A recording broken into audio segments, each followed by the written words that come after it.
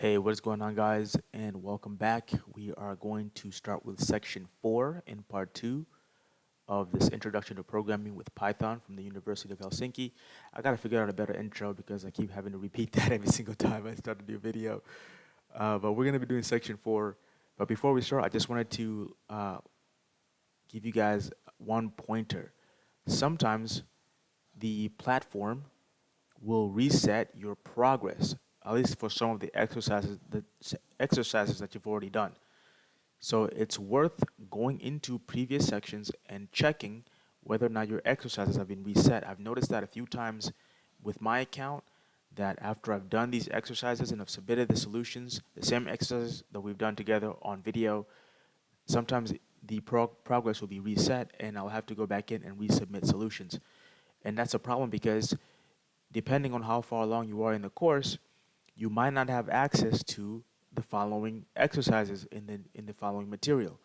So, for example, here if I hadn't gone back and submitted those exercises that have been reset, we will see a message here saying that you haven't completed the required amount of points to be able to do the following exercises. So just it's worth going back and checking some of your previous sections and just double checking to make sure that the progress is still there. If it isn't and you need to resubmit solutions, you can go and find solutions on the GitHub repository that I have that follows along this course. All solutions to all exercises that we've done so far are on there. You can just go up there, copy, paste the solutions into the submission box. And you can also go to this link, https://tmc.mooc.fi/org/MOOC/courses, and then course 1640, which is this Python course. And if you go to this link, and you will see all the exercises and their status that you've done so far. So we've done from chapter 1, exercise 1, the status is completed, all the way down to exercise 14 in part 2 in section 3. So if you find any exercise here that has been reset, just go over here, click on the exercise, click on details, and then you can see the solution. Just copy it, come back to the exercise submission box and paste it in and click test.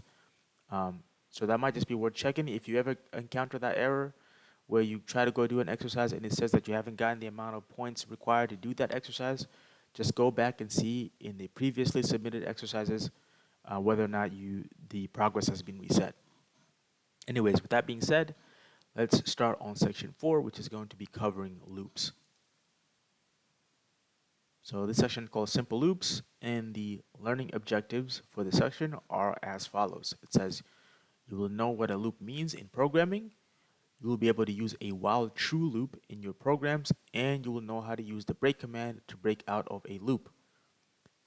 So as I've mentioned in previous videos, whenever we encounter some readings here that talk about certain things, but they don't dive deeper into details about that stuff, and if it hits my brain, I will try and talk a little bit more about it in the video. I'll go on a little bit of a tangent and give you some extra pointers. If not, if something that still confuses you, again, feel free to ask in the comments below. I will try to respond to the best of my knowledge and abilities, and if I can't answer you, I will definitely point you to a resource that can answer that question to you a little bit better. So with that being said, there's a little bit of reading to be done here and a few exercises before the next break and reading, followed by another group of exercises. So hopefully we get done with this in 20 minutes or so, maybe 30 minutes with the first batch of exercises. If not, I'll split this video into 2 parts because, again, the goal is to keep these videos within 20 to 30 minutes so you can just sit down, follow along, do the exercises, and then go on and do something else, and then come back another time and continue doing the material. All right, let's continue. It says we have now covered conditional structures in some detail. Another central technique in programming is repetition or iteration, right? The act of doing something over and over and over again, or doing something in steps. Together, these form the fundamental control structures any programmer must master. They are called control structures because essentially they allow you to control which lines of code get executed when. While conditional structures allow you to choose between sections of code, iteration structures allow you to repeat sections of code.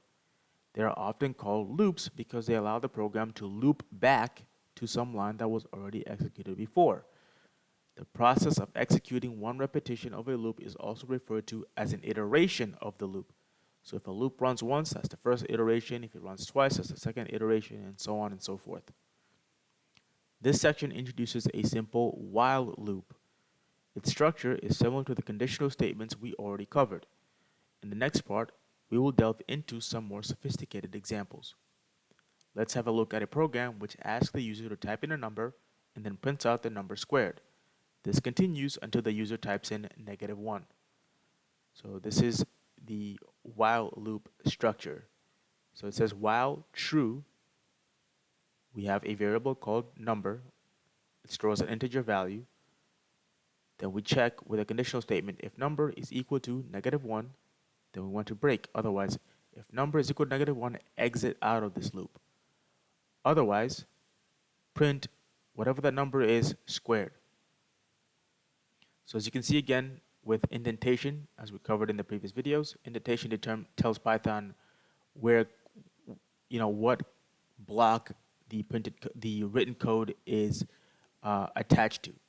So everything nested inside underneath the while loop here belongs to the while loop, and anything furthest to the left is its own separate block. So when we break out of the while loop, we come down here and we print thanks and bye.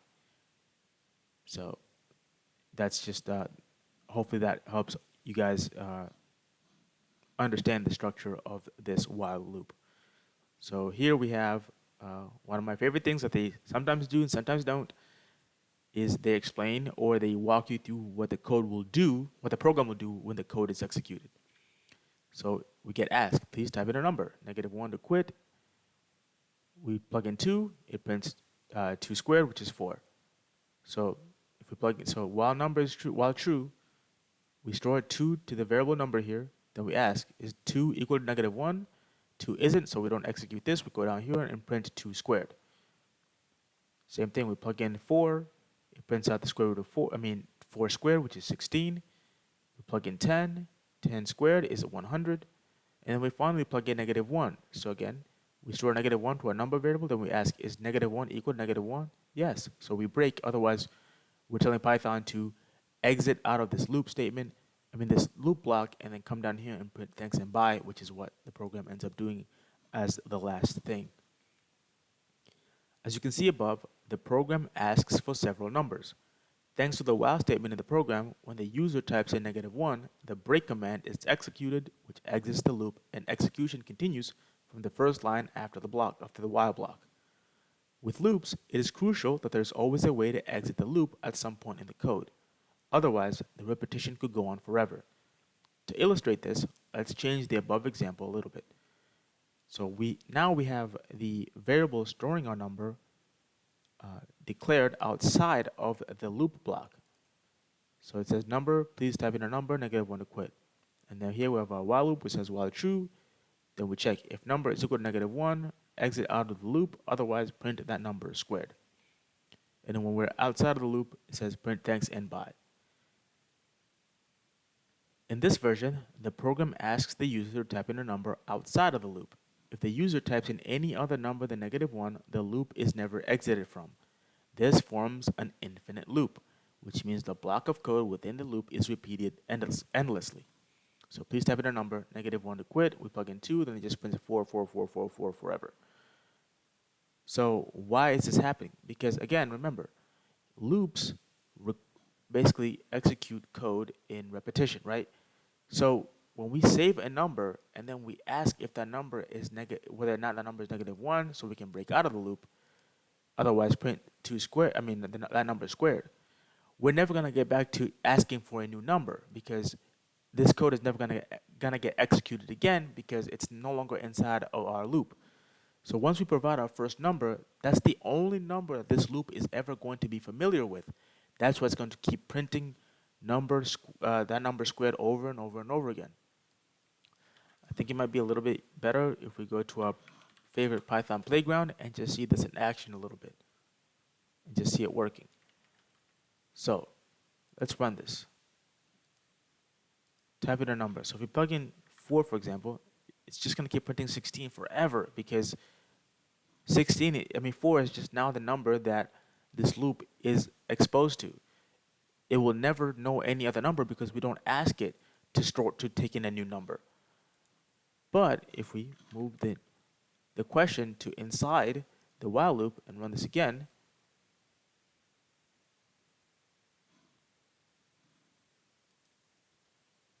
I'm sorry, the indentation here is, which I was just talking about in the a few seconds ago.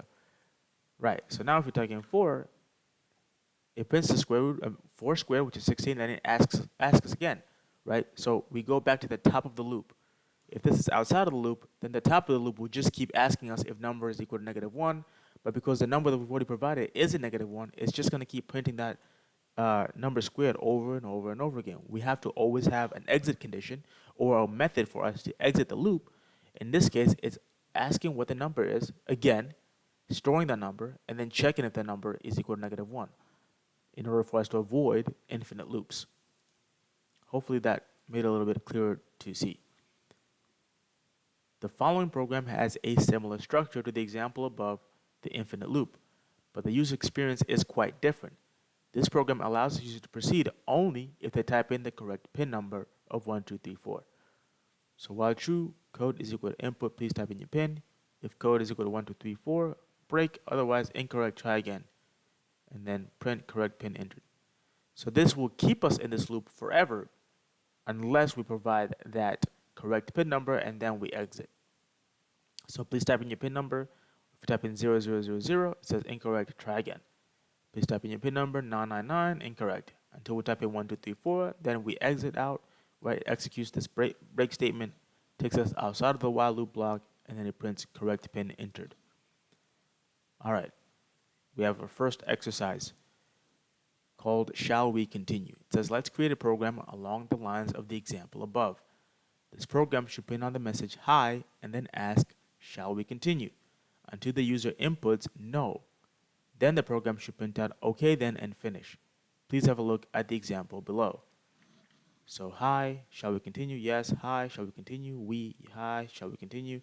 So we know that this print statement for the hi and the string that stores our answer need to be inside the loop because we can see them appearing over and over and over again. This should be the only thing printed outside of the loop. So I'm just going to come down here and print okay then. And then we're going to do while true. We're going to say answer is equal to input.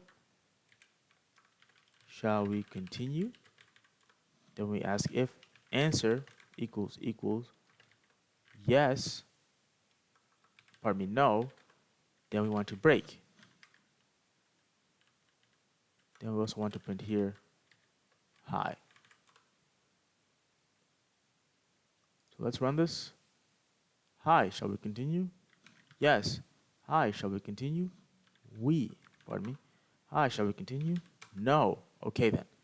And that's how our program is supposed to look. I'm curious if the order of us printing this print statement here is going to make a difference. Actually, yes, it will. Because in the first loop, it's going to print hi after it asks us, shall we continue, not the other way around. I just answered my own question. But let's test this and see how we do. And we passed. You can also check out the model solution. Same thing, print hi, then answer, input. Oh, we use the same variable name. Input, shall we continue? If answer equals no, then break. Otherwise, and when it does break outside of the while loop, print okay then. So that's the solution to this exercise. Again, solution will be posted to the GitHub repository if you were curious. Here we have another exercise called input validation. It says, please write a program which asks the user for integer numbers. If the number is below 0, the program should print out the message invalid number. If the program is above 0, the program should print out the square root of the number using the Python square root function. In either case, the program should then ask for another number. If the user inputs the number 0, the program should stop asking for numbers and exit the loop. Below, you'll find a reminder of how the square root function is used. Remember to import it in the beginning of the program. So we can import from the math package, import the square root function, then we print square root of 9, which is going to print 3.0.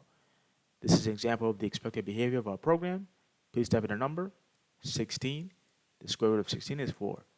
Please type in a number 4. The square root of 4 is 2.0. Please type in a number -3, invalid number. Please type in a number, plug in 1. The square root of 1 is 1. Please type in a number 0, and it prints out exiting. So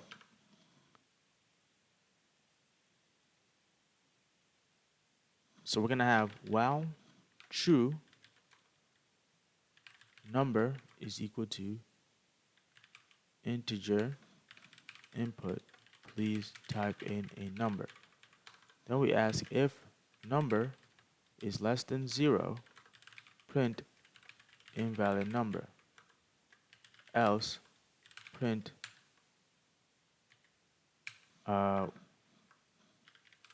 square root number.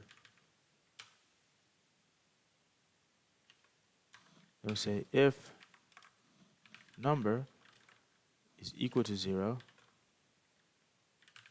print exiting, and then break. Let's see how we do. Please type in a number. I'm missing a semicolon. I'm in a colon here.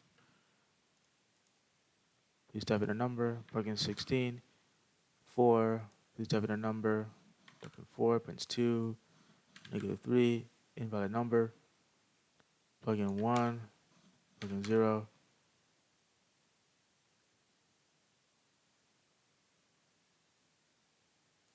I think maybe we should put this outside of the loop here. Let's see. Because let's run this again. Plug in 0. Okay, so it doesn't matter. I spelled this wrong. Exiting, like that. Let's test this. Again, instead of 5 rows, your program output is in 6 rows. When input is 9, 4, 16, 1, and 0. 1, 2, 3, 4, 5. 1, 2, 3, 4, 5. Okay. Well, true number. Please type in a number. Right, I think because my program, for whatever reason, decides to reprint 0.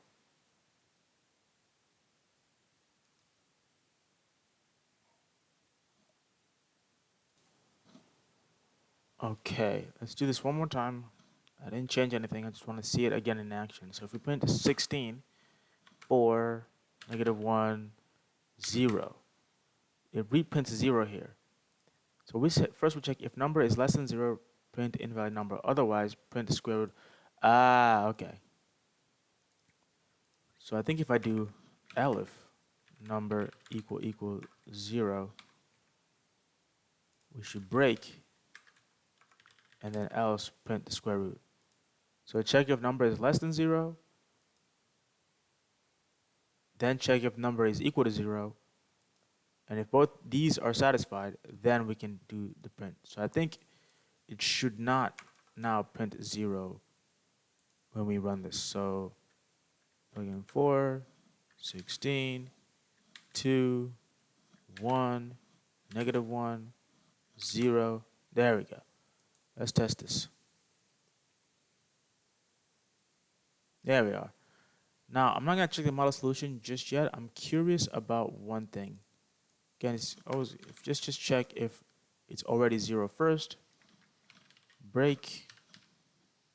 If number is less than 0. Pardon me. Do our print statement here. Otherwise, print square root. Let's test this and see if that works too. Okay, that works too. So the order doesn't really matter. Let's check the model solution.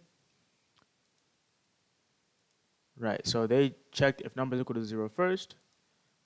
Break. Then they check if number is greater than 0 to do the printing the square root number. Otherwise, to print invalid number. And if you break, the last thing it prints is exiting. So those are the solutions. You can do it the first way, in which we checked if number is less than 0 first, and then to print invalid number. Then we checked if number is equal to 0 to break, otherwise to print the square root. So these are the 3 ways that you can do this exercise. Okay, and here we have this exercise. I think I might save this for the next quick video. It'll be a slightly shorter video than this, but it'll be covering these next two exercises, one fixing the countdown and the next one after that, which is for repeating the password. And then we can focus on doing this next reading in section 4. So we've done 2 exercises. It's already taken us about 20 minutes plus the reading. So I don't want to keep this video going on for too long. So I'm going to do these next 2 exercises in the next video. The solutions to the 2 exercises we've done so far will be up on GitHub at the time you see this video, so you can go check them out there. Again, make sure you pay attention to your progress, because sometimes this platform will reset your progress, which could hinder you from being able to progress. So just go back, check, and see if you're up to date on all your submitted exercises. If not, go view your solutions. You can go view the solutions on GitHub. Please give the repo a star if you can. Please give this video a like. I truly appreciate the support. If you guys have any feedback on how I'm doing these videos, if you'd like to see me do them a different way, or if you have some pointers on how I can improve, please leave them in the comments below. Any feedback is greatly appreciated. Also, if you guys want to see different courses, like courses from Free Code Camp, I know they have a Python course that goes into web development. I think that might be an interesting course for us to do after we finished the intro and advanced courses, or we can do them in parallel if anybody wants. They also have JavaScript courses on there. They have TypeScript courses on there, and a few other stuff, mostly related to web development, but still relevant technologies that we should learn. If you're interested in computer science, if you're interested in becoming a programmer, a software engineer, web developer, etc., those are great materials and fundamentals for us to learn. So if you want me to do any of those courses, leave them in the comments below. I will go and check them out. I know quite a bit of programming languages, Python, Java, JavaScript, TypeScript, Ruby, C++, PHP. Did them all in college. So if there's any course that's giving you trouble, you want me to take that course along with you, let me know. I'll be more than happy to do that. But yeah, I'll see you guys in the next video where we take on these next 2 exercises and see how we do. Thanks for watching.